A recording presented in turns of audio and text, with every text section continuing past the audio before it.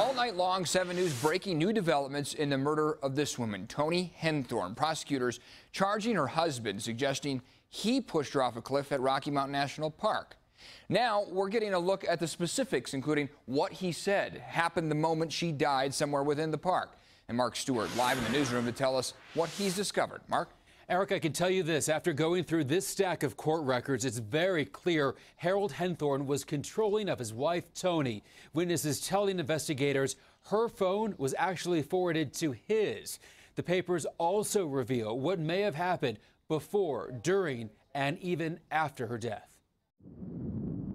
Before Toni Henthorn plunged to her death here at Rocky Mountain National Park, allegedly at the hands of her husband Harold, these just-released court documents reveal a disturbing case in 2011, 1 year before she died.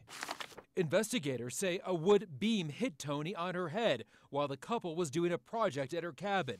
They say it fell off the porch where her husband was working after he called her to come help him. Toni Henthorn later telling her mother she could have been killed. Records show 1 year later, Harold Henthorn gave differing stories about his wife's deadly fall. First telling a ranger he received a text about his daughter's winning soccer match when he saw a blur and realized Toni was gone.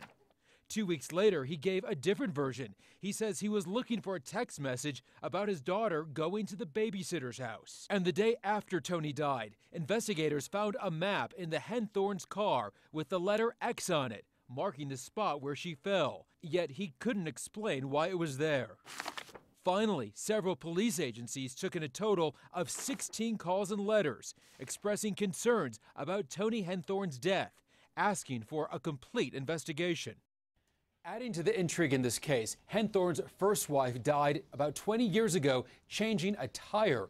At first, it was ruled an accident. Now it's been reopened. And something else I found in these papers, Henthorn looked at his wife's finances and several other women's income before ultimately deciding to marry Toni. Much more on what I found right now on thedenverchannel.com. Reporting live tonight, Mark Stewart, 7 News.